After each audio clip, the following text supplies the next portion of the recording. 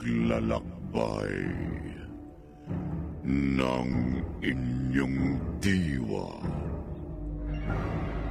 Pagsaksi sa mga pangyayaring hindi mo sukat akalain.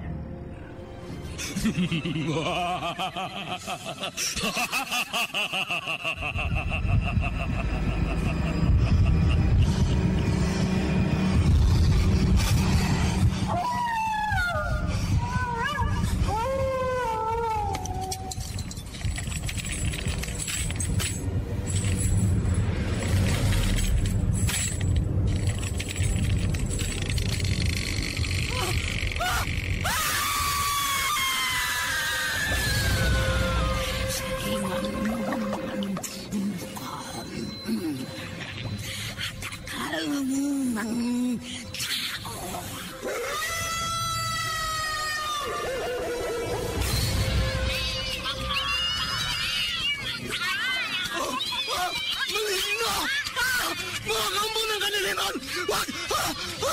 Huwag kayong lalapit sa akin!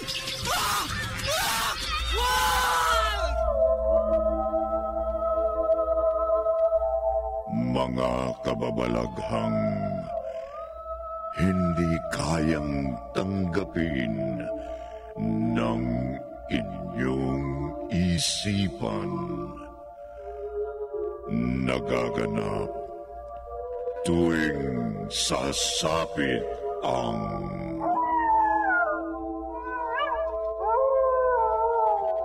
gabi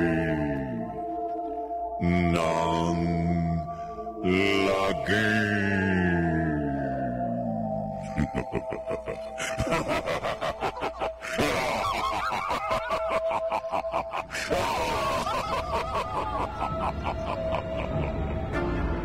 Pinagsamang produksyon ng DZRH at Star City.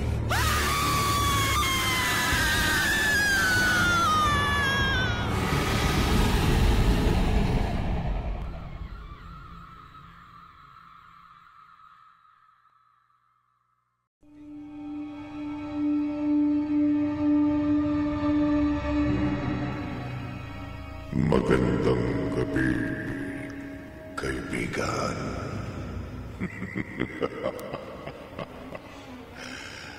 May mga taong mahilig sa antigo. Para itong batabalani na humihila at umiigop sa kanilang interes.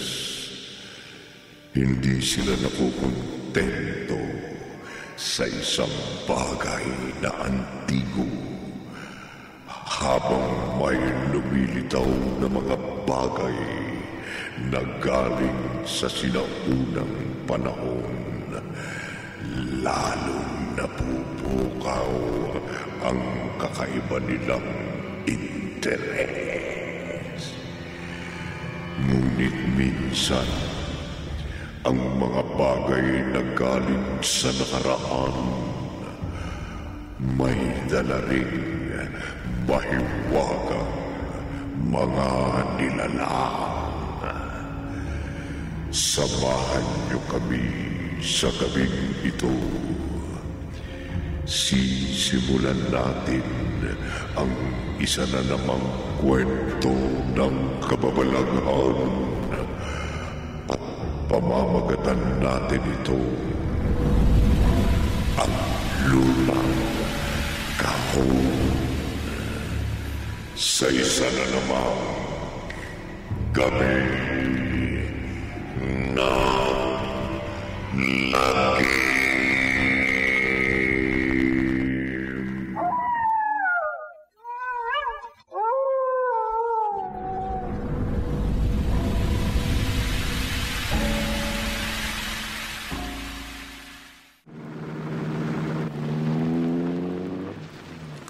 Saan tayo pupunta, Papa? May dadaanan lang tayo, anak. Sa antique store po? Pwede rin po ba akong bumili? Let's see. Hahanap kasi ako ng pyesa ng luma kong stereo eh. Baka sakaling meron doon. Pa? 1 week lang po ba ako sa inyo? Oo, anak. Sa Monday kasi may klase ka na. Kailangan ihatid na kita sa iyong mama. Bakit pa kasi kailangan nyo pang maghiwalay eh? Napag-usapan na natin yun, anak. Oo nga po. Alam ko. Pero gusto ko sana magkakasama na ulit tayo lahat. Si Mama, si Ate Hana, ikaw. Nadadalaw ko naman kayo kapag gusto ko eh. Okay na yun. Ang importante, pag break kayo sa school, nakakasama ko kayo ni Ana. Sayang nga lang at nasa college ng ate mo eh. Mas busy na siya ngayon sa school at konti na lang ang oras para sa atin. Oo nga po eh. Well, malapit na tayo. Natatanong ko ng antique store.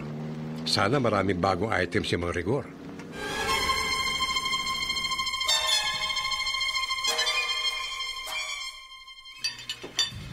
Ano, Jeff? Gusto mo ba yan? Ano ba ito, Mang Rigor? Hindi ko maintindihan kung lumang instrumento parte ng sasakyan. Ginagamit yan sa ritual. Sinaunang panahon sa bansang Greece. Talaga? Siguradong mahal ito. Bibigyan kita ng discount. Wag na. Alam mo naman ang interes ko sa musika eh. Anything na luma at may kinalaman sa musika. Papa, titingin po muna ako sa banda roon. Sige, Em. Sabihin mo sa akin kung may magustuhan ka, ha? Papa! Halika. Sino yun? Wala namang ibang tao rito sa antique store. Halika. Ayun na naman. Parang nanggagaling sa hilera ng mga lumang kahon. Halika. Kaibigan. Kaibigan? Sino ka ba? Nasaan ka? Guni-guni lang yata yun.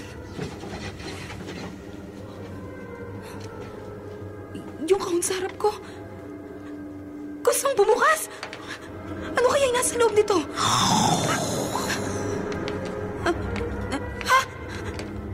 Ano nangyayari?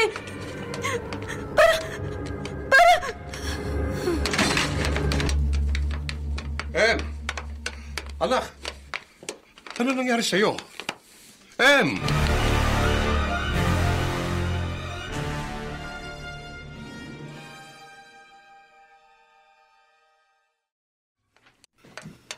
Jeff? Ano nangyari? Jeff? Okay na siya. Kinakausap lang ng doktor para bilhin na lang dapat gawin in case na mahilo uli si Em.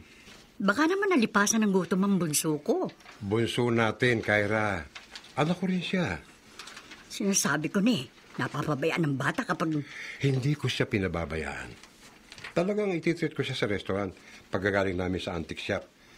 Kaya lang nangyari na nga ito. Wala naman yung gustong mawala ng malay ang anak natin eh. Baka ikaw ang nagpabaya kaya may nangyari. Kay Em. Imposible kang kausap. Ako pa kayo ng imposibleng kausap. Padaan. Gusto kong makita ang bunso ko. Bunso natin. Okay. Padaanin mo na ako.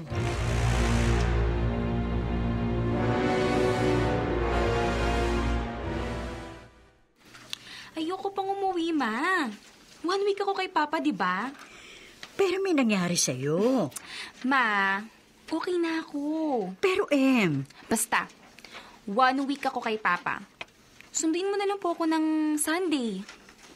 okay. Pero ipangako mo, tatawagan mo ko kung magkakaproblema ka. Opo, Ma. Huwag ka na mag-alala. Okay na po talaga ako.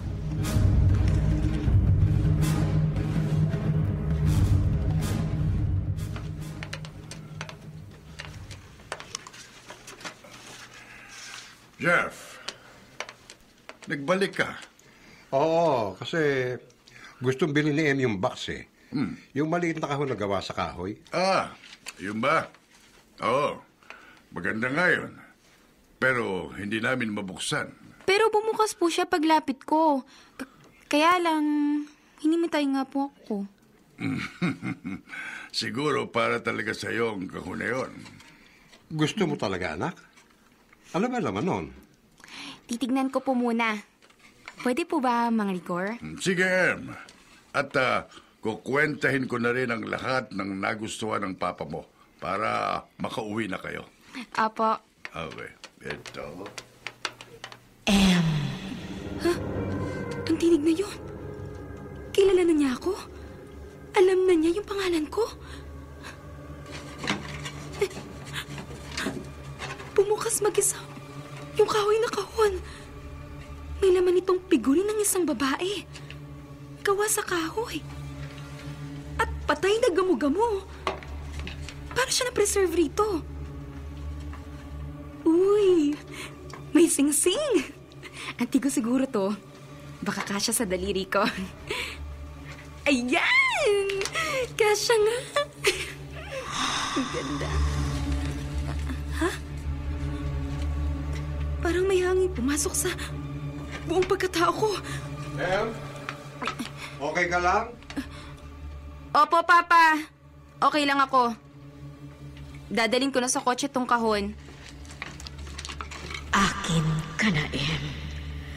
Akin ka na!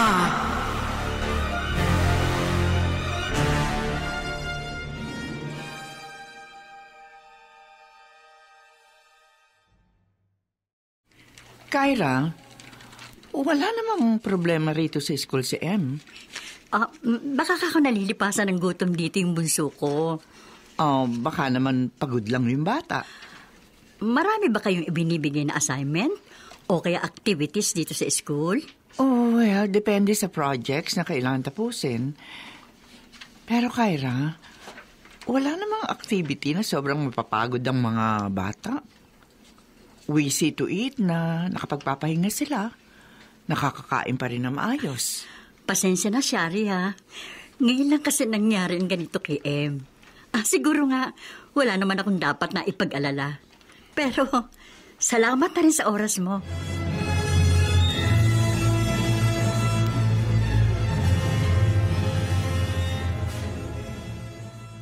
Ang hirap mong gisingin, ha?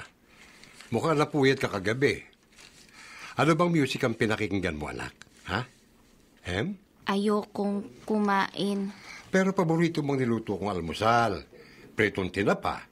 May kamatis at hilaw na mangga na sausawan. Tapos itlog. At itong hot chocolate mo, lalambing na. Ano ba nangyayari sa iyo, Em? Kukunin ko yung kahon ko. Mag-aalmusal tayo.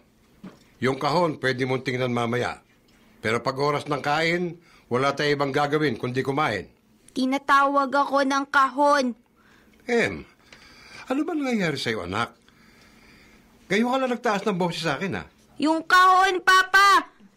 Tinatawag niya ako! Hindi ka aalis dyan sa upuan mo. Tinatawag ako ng kahon ko! Tinatawag ako! Em, bakit mo ginawa yon? Ano ba nangyayari sa iyo, anak? Sumagot ka, Em! Ano ang nangyayari sa iyo?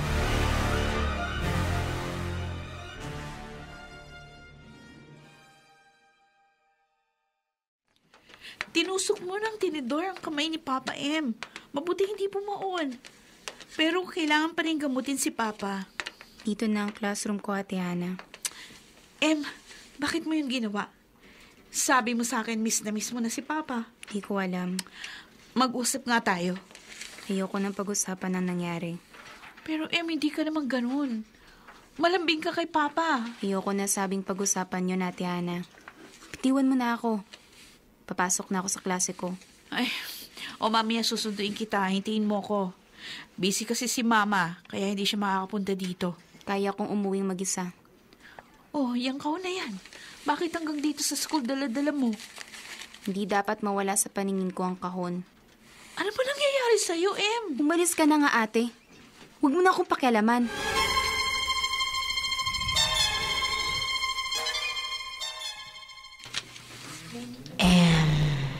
Ha? Ang tinig na yun. Naririnig ko na naman. Ikaw ay akin. Ako na ang iyong susundin. Oo. Oo. Sinong kausap mo? Ay, wala po, Teacher Shari. M, please talk to me. Ilang oras ka na nakaupo lang dyan. hindi ka nagpa-participate sa klase. Ayoko. At yung kahon na yan, pwede ba ibaba mo muna at bibigyan kita ng seatwork? Ayoko nga sabi eh. Kailangan palagi ko itong nakikita. Ako na magbababa, Teacher Shari. Hindi mo yung dapat ginawa! No! Tama na yan! I said stop it! Stop it!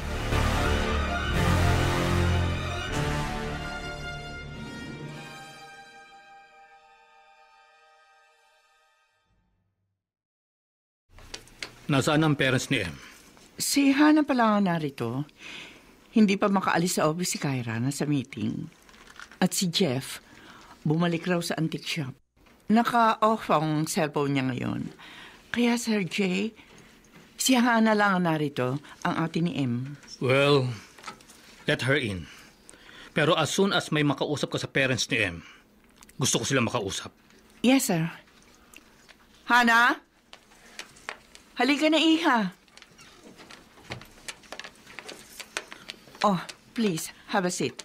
Good afternoon po, Sir Jay. Hana, nag-aalala ako sa kapatid mo. Hindi siya dating ganyan. Oo nga po. Kami din nagtataka sa kinikilos niya. Shari, anong masasabi mo? Yung kahon na hawak niya, parang naka-focus siya masyado roon. Nabili po nila yun ni Papa sa isang antique shop. Sir, I suggest, ipaiwan muna natin dito sa school ang kahon na yun. Baka kung malayo si M sa kahon, bumalikan dati niya masayahing ugali. Sige. Tignan natin. Kausapin mo si M. Sa susunod na manakit siya ng kaklase niya, hindi ko na siya papayagang bumalik rito sa school hanggat hindi may pangako ng parents niya na magbe-behave si M. Yes, Sir Jay. Ako na ang kakausap kay M. Mabait naman ang batang yun eh. Kaya lang, hindi ko rin maintindihan kung bakit siya nagkakaganito.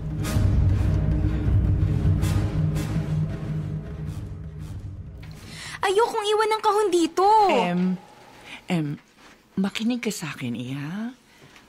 Alam mo, kapag hindi ka sumunod sa akin, hindi ka napapayagan ng principal na bumalik dito sa school. Sa akin ang box na yan eh. Oo, at walang gagalaw nito, M. Ako ang bahala rito. Nilalak ko naman ang classroom natin pag pauwi na ako. Walang ibang gagalaw nito at walang mawawala sa loob ng kahon mong ito. Promise? Oo, M. Sige, payag ako. Pero isang gabi lang ha? Oo, isang gabi lang. Ang gusto lang namin makapag-focus ka sa ibang bagay. Hindi puro dito sa lumang kahon.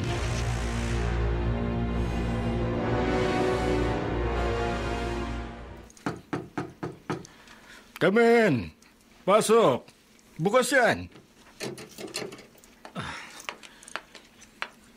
Mr. Shapir, ako yung may appointment sa'yo.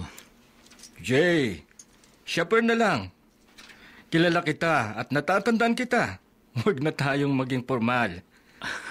Tawagin mo akong Shapir. Salamat, Shapir. Yung sinabi mo sa telepono, nagbago mo ang ugali noong estudyante mula nang may binili siyang lumang kahon? Antigo? Maaari. Nakita ko yung kahon. Para itong maliit na baol, pero hindi ko nakita ang loob. Noong lumang panahon, may mga kahon na pinaglalagaan ng masasamang elemento. Kung makikita sana natin ang kahon, matitiyak ko kung para saan yun. Nasa school. Ang sabi sa akin ni Teacher Shari, paiiwan niya kay M. Kung masasamahan mo ako roon, gusto kong makita ang kahon. Saka lang kita matutulungan kung malalaman ko kung ano ang laman ng kahon.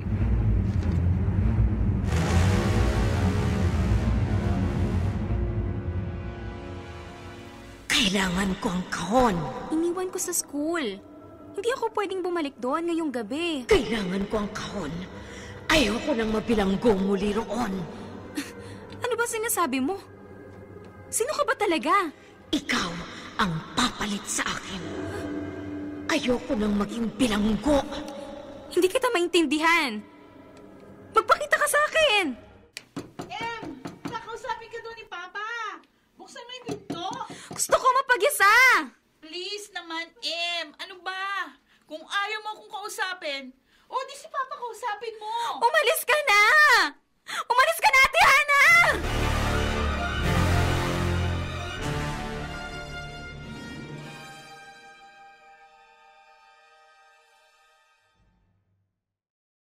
Huwag mo sabi akong pilitin eh! Hindi Sino pwede! yun? Si Papa pa yung sinasagot ni Em. Silipin ko nga dito sa siwang ng kwarto niya. Sino ka ba talaga? Bakit ako? Ay! Tama na! Ayan, parang may sumasampal sa kanya. Pero hindi ko naman makita kung sino. Sinasaktan kaya siya ni Papa? Tumigil ka! Hindi! Hindi kita susundin! Oh, lumabas ng kwarto si Em. Em! Saan ka pupunta? Em!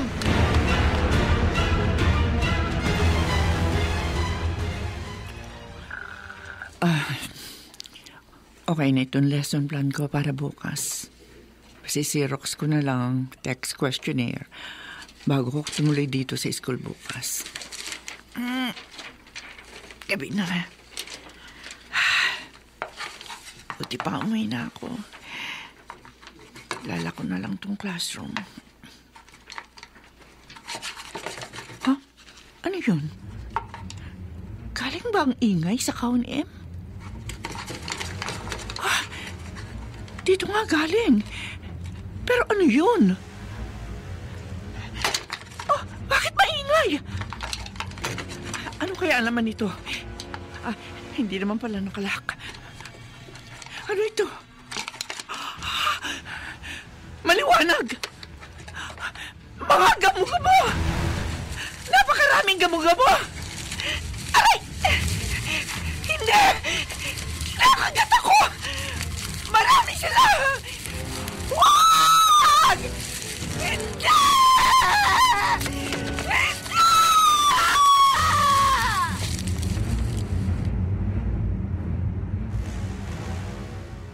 Em! Nasaan ka? Em, saan ka pupunta? Em! Papa, si Em lumabas ng bahay. Biglang nawala. Papa, tulungan mo ako! Si Em!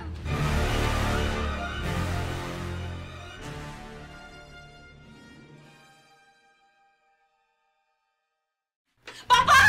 Papa, si Em! Ana! Nasaan na siya? Nakita ko tumakbo palabas ng kwarto. Pero nung sundan ko dito sa labas, bigla siya nawala. Bumalik ka sa loob. Tawagan mo ang iyong mama. Sabi mo nangyari. Sabi mo, magabang siya sa bahay niya. Baka doon tutuloy si Em. Hindi mo ba susundan si Em? Susundan, anak.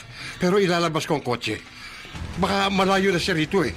Kailangan makita ko siya agad.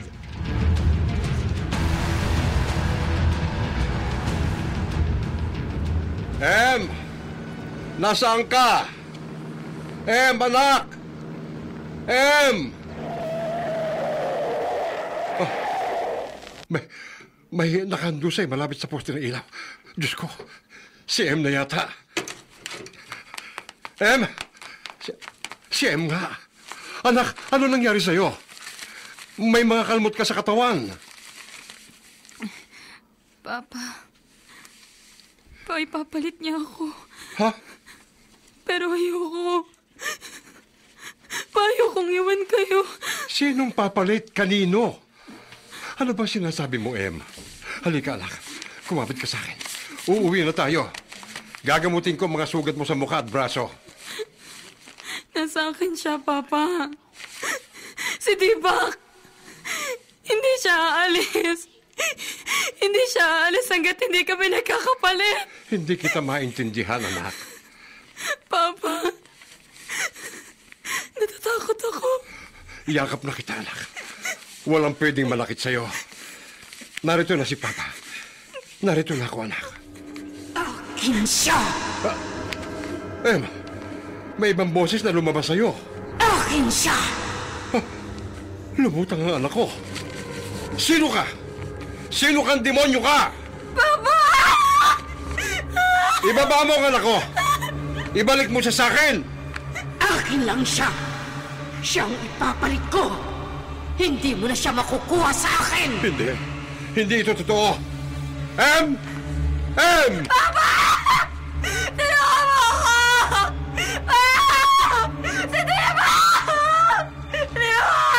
Ibaba mo si Em! Huwag mo siya sasaktan. Gagawin ko ang gusto mo. Sino ka mang nariyan sa katawan ng anak ko, huwag mo lamang siyang sasaktan!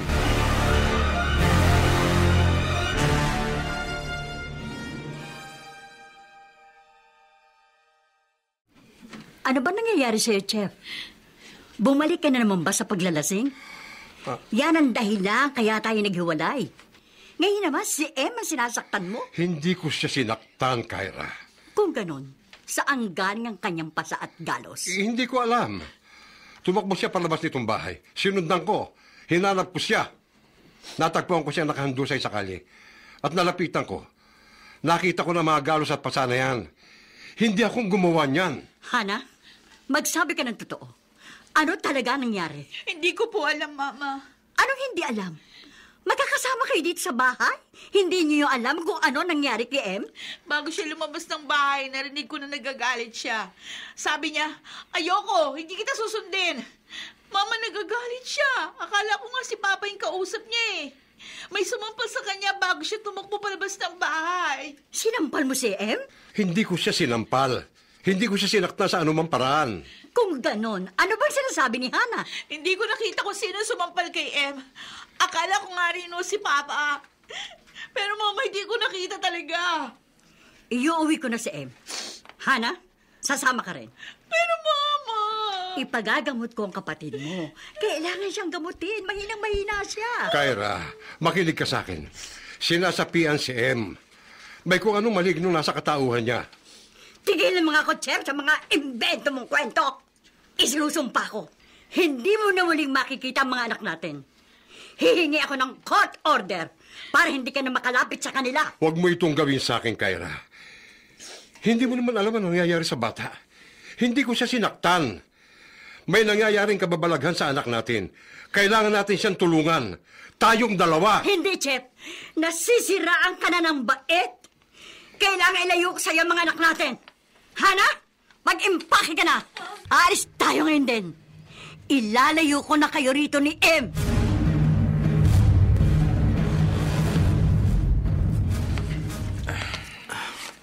Dito ang classroom ni Miss Shari. Pero, bakit nakabukas ang pinto? Dapat nakalak pa ito dahil mamaya pa ang klase nila. Baka nakalimutan niyang ilak. Si Teacher Shari, nakahandusay. Lapitan natin. Jay, ito ba ang kahon? Oo, Shapir. Pero nakabukas. Titignan ko ang loob. Tulungan mo si Teacher Shari. Oo. Mahina ang kanyang pulso. Ha? Tatawag ako ng ambulansya.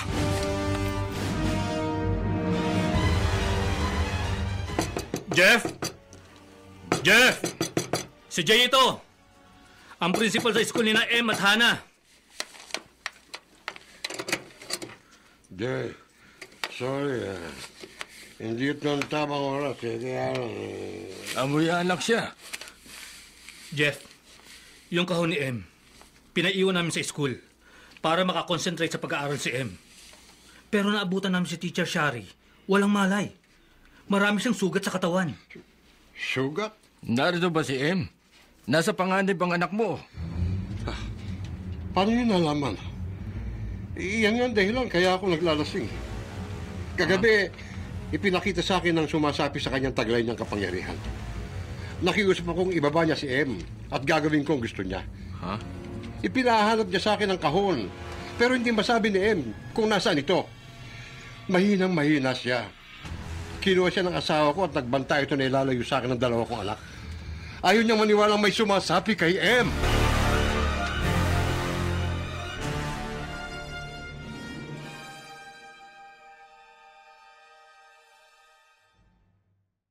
Jeff, kailangan mong puntahan si Em. Nasa ospital ngayon si Teacher Shari. Hindi pa namin siya makausap. Pero si Em, kailangan mailigtas mo. Kapag hindi napaalis ang sumasapi sa kanya, papatayin siya nito. Bakit si Em? Anong gusto mong sumasapi sa kanya? Nasa akin ang kahon. Nasa kutsi ko. Nung buksan ko ito, nalaman ko kung ano ang kailangan nung sumapi kay Em. Ano?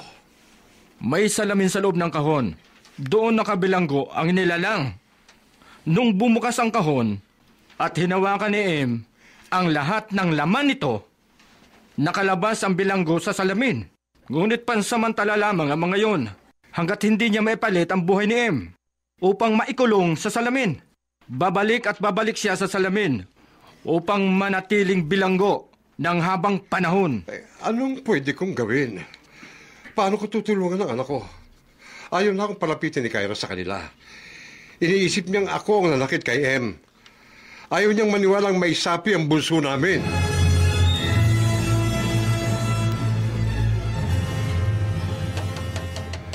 Hana, ang papa ito. Hana. Papa, anong ginagawa mo rito? Magagalit si Mama. Kailangan kong puntahan si Em. Tulungan mo ako makapasok sa bahay. Magagalit si Mama. Ana, may sapi ang kapatid mo. Kapag hindi yun napaalis, mamamatay si Em. Kailangan gawin ko ang isang ritual na itinuro sa akin.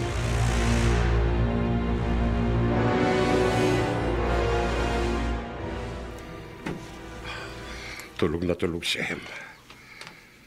Pero ang bili ni Shapir, kailangan gawin ko ngayong gabi ang pagbabasa ng Bible verse.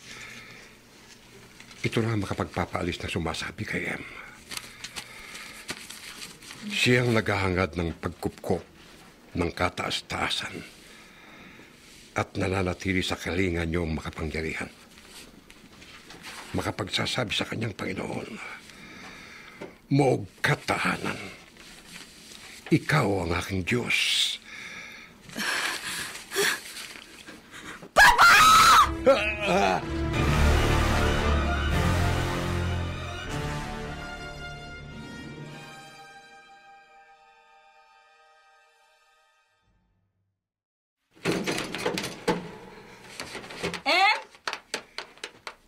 Ano yung kumalamag dito sa kwarto mo?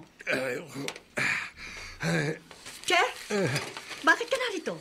Hindi ba sinabi ko na sa'yo huwag mo nang lalapitan ang mga anak ko? Kyra, may sumasapi kay Em. Ako pa nagpapasok kay Papa. Bakit mo yung ginawa, Hana? Tingnan mo ang kapatid mo. At, Em? Ha? Nasa si Em?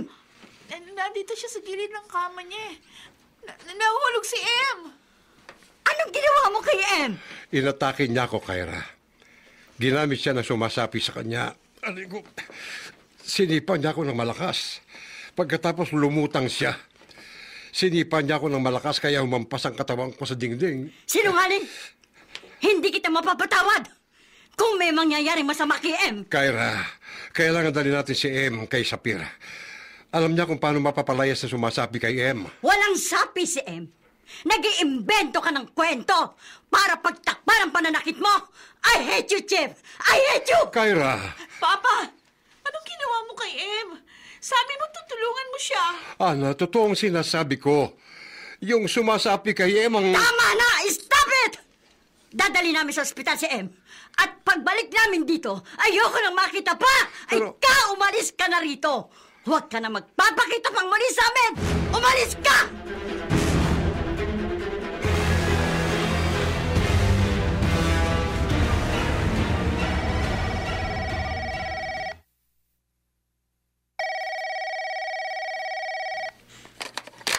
Hello?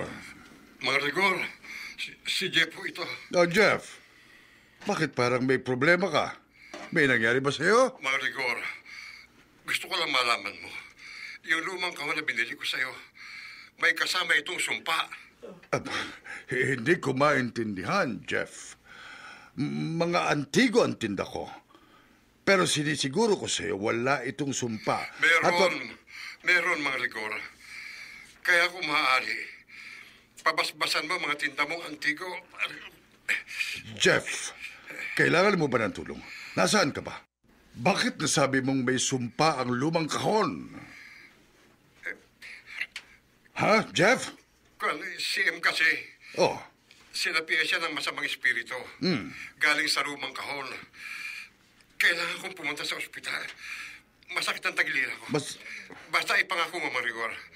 Pababasbasan mo lahat ng tinda mong antigo. oh, Jeff. Pero sabi mo sa akin kung saang ospital ka pupunta. Gusto kong malaman kung ano nangyari kay M.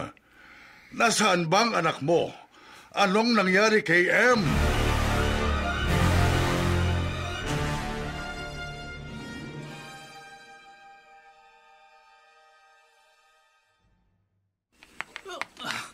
Kyra, dito raw dinala si M. Oo, Jay. Nasa loob na siya. Inihanda na para sa CT scan. Mama! Tinatawag tayo ng doktor. Mabuti pa sumama ka na sa amin sa loob. Isinasagawa na yata ang scan. Bakit? Ano bang nangyari? Natagpuan namin nakahando sa gilid ng kama si M. Walang malay. Gusto ko masiguro na hindi naumpog ang ulo niya at wala siyang bali sa katawan. Pero bakit? Please, hindi ko rin alam kung paano ipaliliwanag ang mga nangyayari. Tignan na lang muna natin ang result na gagawin sa CT scan. Mama! Nag-uumpisa na ang CT scan. Dumadaan na sa machine si M.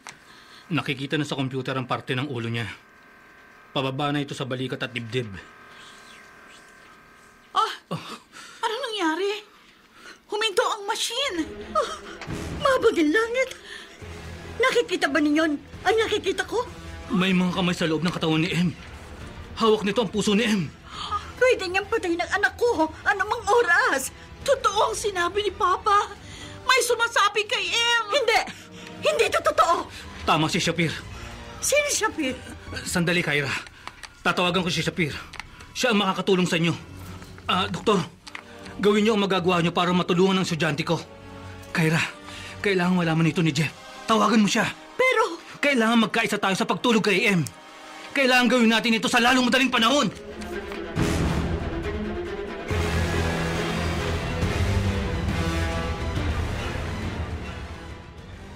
Kailangang maibalik natin siya rito sa lumang kahon. Paano? Puntahan natin siya sa ospital. Kailangang isagawa ang exorcism sa lalong madaling panahon. Teka, si Jeff, kailangang malaman din niya. Tumawag siya kanina. Inatake siya ng sumapi kay M. Patungo na rin siya sa ospital para magpagamot. Mabuti. Magkikita-kita na tayo sa ospital. Tayo na. Ako na ang magmamaneho.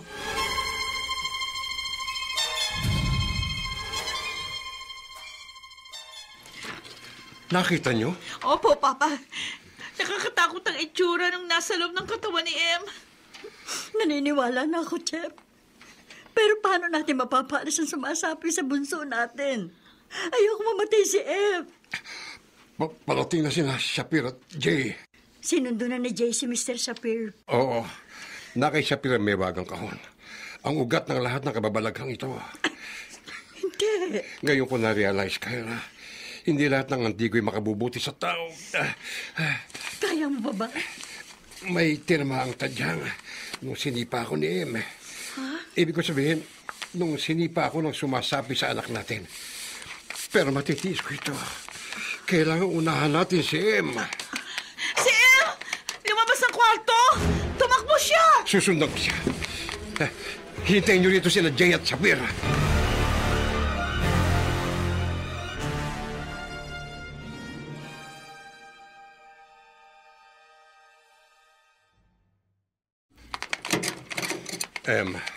Nasa morgue na tayo. Lumabas ka na, anak. Hindi ko alam kung nasaan ka. Salamat. Ligtas ka. Halika na. Bumalik na tayo sa doktor. Hindi pa tapos ang pag-i-examine sa'yo. Huwag ka na magpumiglas. Tutulungan ka namin. Paalisin natin sa katawan mo ang demonyong sumasapi sa'yo. Hindi. Lumabas ang nilalang sa katawan ni M. Hindi ako natatakot sa'yo. Ibabalik ka namin sa impyernong pinagmulan mo. Jeff! Narito kami! Dala na namin ang lumang kahon! Jeff!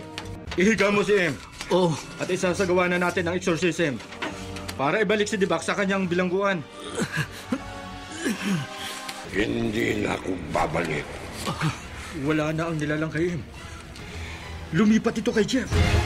Papatayin ko muna kayo! Wala kang kapangyarihan dito sa lupa! Mabibigo ka sa gusto mo! Mabibigo ka!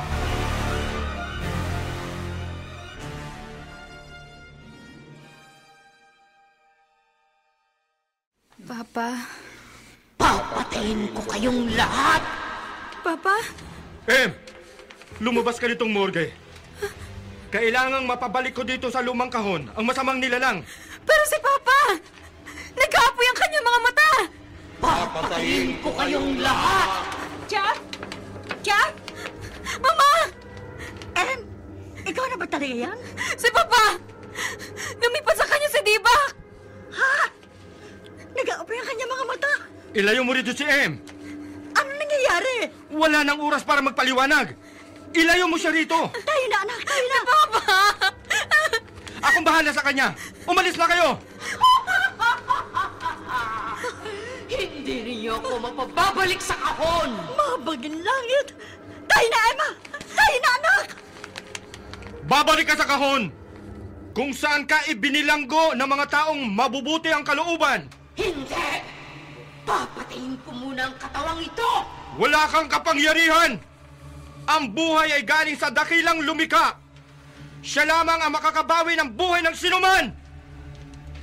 Kahit nababuwal ang iyong harapan sa 1,000 tao, sa iyong paligid, ang bilang ng patay ay magiging 10,000. Di ka matatakot at natitiyak mong di ka maaano. Ika'y nagmamasid at sa panunood ay iyong mamasdan. Yaong masasama ay makikita mong pinaparusahan. Hindi! Nawala ang apoy sa mata ni Jeff. Ikaw na masamang nilalang na umaalipin sa aking kaibigan! Umalis ka sa katawan niya! Sa ngalan ng Diyos! Umalis ka! Sa ngalan ng Diyos! Umalis ka! Bumalik ka sa kahon na iyong bilangguan! Bumalik ka! Bumalik ka!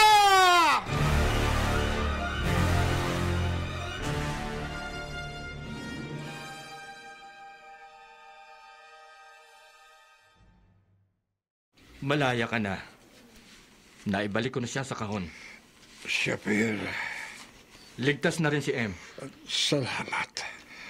Pero kailangang mailibing ko itong kahon sa lugar ng mga kondenado Bakit? upang wala na siyang mabiktima pa. Hindi ba pwedeng kahit sa sementeryo ay ibaon ang kahon na yan? Hindi, Jeff. Ang lugar ng mga kondenado, doon inililibing ang lahat ng bagay na may mga sumpa. Doon kung saan ang lupa ay nabasbasan upang linisin ang lahat ng narumihan. Kung iyon ang nararapat, gawin mo. Ayoko na makita pang muli ang kahon na yan. Jeff, salamat din sa pakikipagtulungan mo. Trabaho kong hanapin ang lahat ng bagay na may sumpa upang maputol na ang kasamaang nakakabit dito. Mahirap yung trabaho mo. Mahirap pero kailangan gawin para sa kaligtasan ng sangkatauhan. Mabigat ang nasa balikat mo. Sige, Jeff. Puntahan mo na si Nakaira. At ang mga anak mo, naghihintay na sila sa'yo.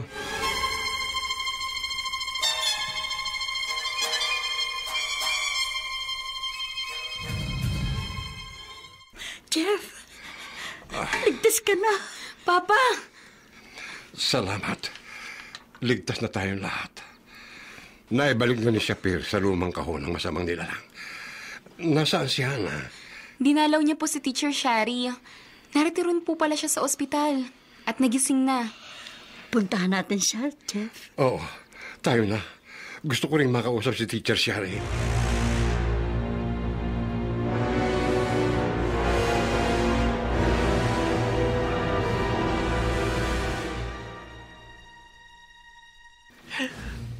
Mga gamong-gamo.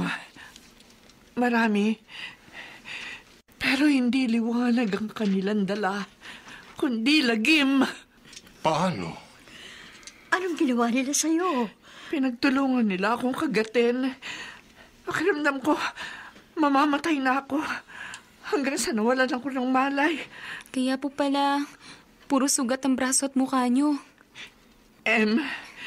May narinig rin po ba kayong tinig? Hindi tinig. Kundi mga kaluskos sa loob ng kahon. Kaya binuksan ko ito. Ang mahalaga, ligtas ka na rin. Tulad ni Em. Tulad ni Chef. Salamat. Pero Papa, ano na mangyayari sa kahon? Paano po kung mapunta yun sa ibang tao? Hindi, anak.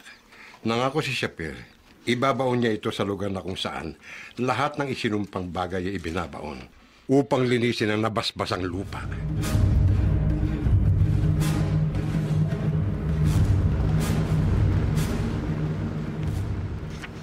Shapir! Hindi mo ako malilinlang. Hindi ko bubuksan ang kahon. Kahit ilang beses mong tawagin ang pangalan ko. Shapir! Tumahimik ka, Jabak! Wala kang kapangyarihan! Hindi mo ako malilinlang!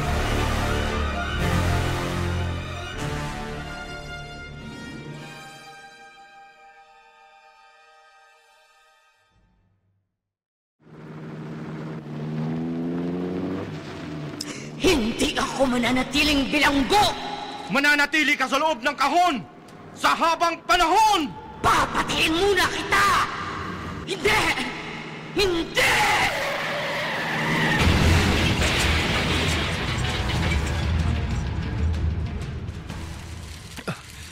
Ang kahon. Nakabukas ito. Gagapang ako. Kailang basagin ko ang salamin sa loob nito. Papatayin kita! Hindi ka magtatagumpay! Lilipat ako sa katawan mo! Hindi, di ba? Hindi ka makakasapay sa kahit kaninong katawan. Ang batong ito, ang tuluyang tatapos sa kasamaan mo. Pag pinatulas yung salamin na yan, nakabilanggo ang bawat main ng kasamaan mo. At hindi ka na muli pang mabubuo. Kasama kitang maaabo sa lugar na ito. Dakilang lumikha. Ikaw na ang bahala sa kaluluwa ko. Ikaw na ang bahala!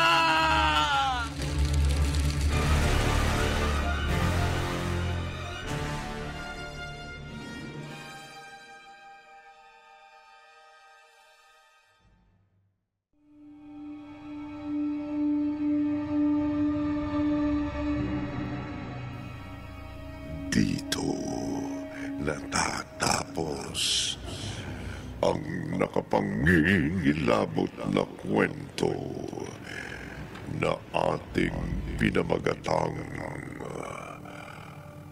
ang lumang kahon. Sa isa na namang gabi ng lagi.